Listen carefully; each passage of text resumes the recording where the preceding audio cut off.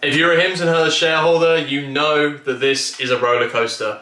It's very exciting being able to invest in a company which does have the potential to be one of those generational, massive companies in the future. At the same time, it definitely comes with its ups and downs, and there's never a dull day. So you have to enjoy the news and roll with the punches as they come.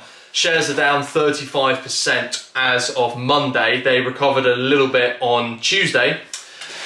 However, yeah, they're back into the $40 to $45 range. Now, this is all due to a statement released by Novo Nordisk, the Danish pharmaceutical company that last month they partnered with Hims and Hers Health. They have one of the, they developed one of the GLP-1 medications called Wegovy, so that's the semaglutide one.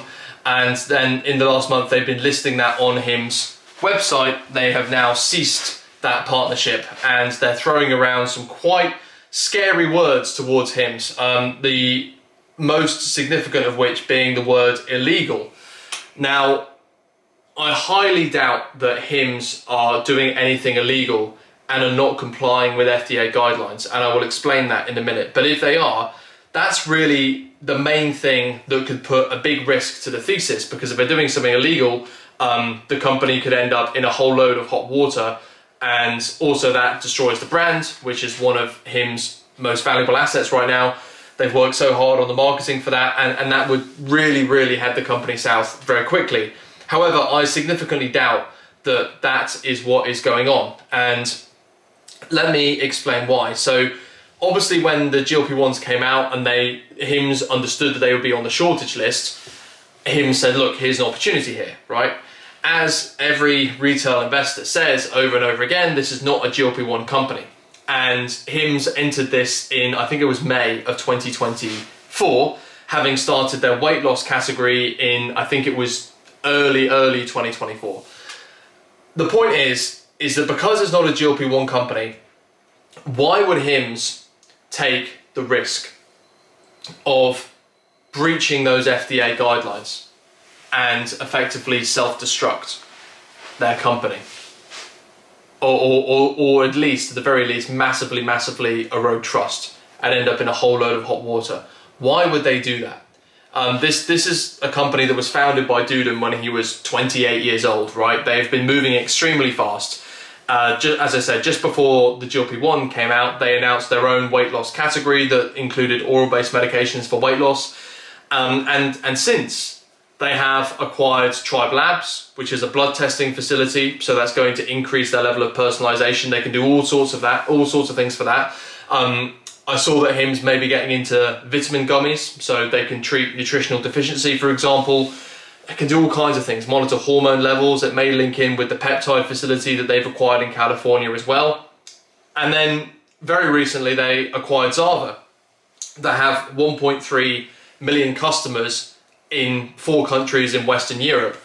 So they're always entering new businesses and looking at new opportunities. And it makes me wonder, why would they do anything illegal to bolster short-term revenue at the detriment of their company? So that is my opinion on that.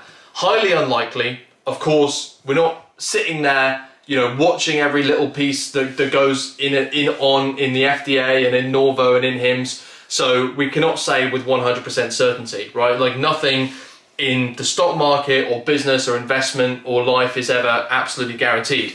But my point is that taking a step back and reminding yourself that Hims is not a GLP-1 company, yes, it may affect revenue a little bit. Wow.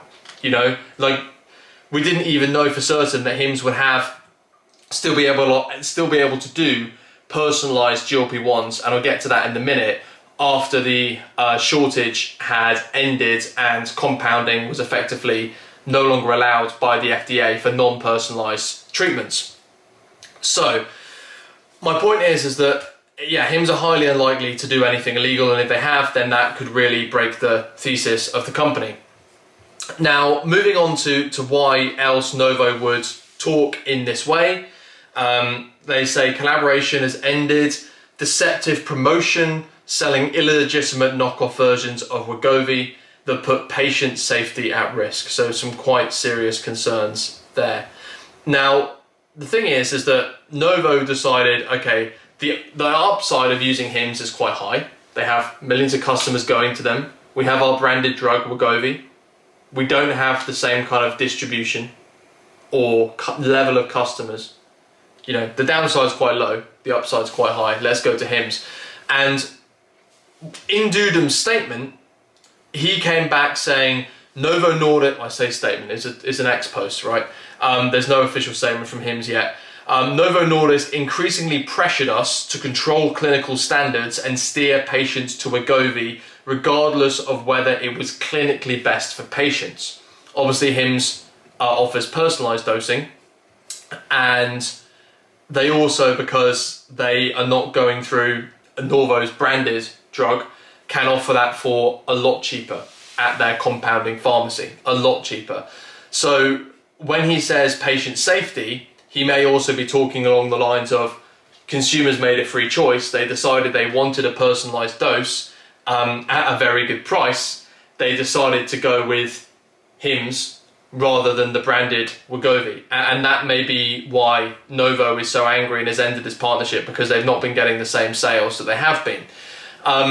Either way, this news is not at all about GLP-1, as it never is, as it never ever is. This news is more about just ensuring that the integrity of the management team and the prudence in their decision making, it remains intact.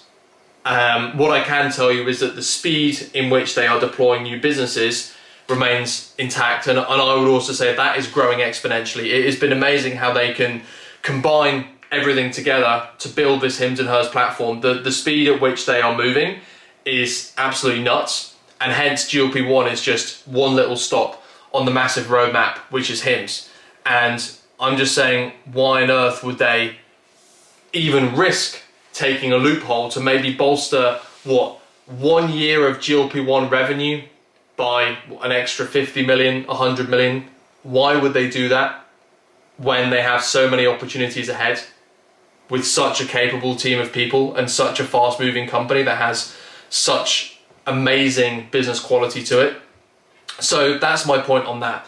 If there is a separate lawsuit regarding money lost, you know, it also in this statement, there is no lawsuit mentioned as of yet.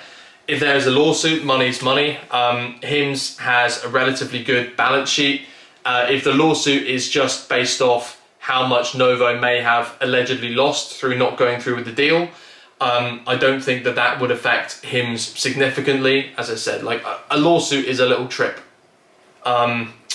If the integrity of management are questioned, that is HIMSS falling off a cliff. You've also got to remember that if you are an investor that goes along the lines of, a big part of my thesis is not that HIMSS is going to have 50% of their revenue from GLP-1 by 2026 and that's going to remain that way until 2030. If you're more of the ilk of people are landing on HIMSS for GLP-1, and they've already done the land, right, in many cases, and they've had much higher retention rates of people remaining on the drug. I think it was 70% versus 40% relative to the branded GLP-1s from Eli Lilly and Novo Nordisk. But what you've got to remember as well is, so those customers have landed, and HIMSS also have other weight loss solutions. They are working on liraglutide, which will be on their platform very, very shortly. And they also have an oral weight loss solution. So I think HIMSS just needs to get over this GLP-1 label. And until they do, we're going to see this immense price action in the market. As I said, looking at this from, just zoom out a little bit from today and say, do you really think that HIMSS' entire management team and board would be stupid enough to start going into FDA grey areas? And if they are, then I don't want to be invested in that kind of company anyway, because they are destroying the long-term value of the company. But given the track record, given walking the walk, right, because that's what you've got to look at. Of course, Dudham's going to put out a clever statement on X.com, right?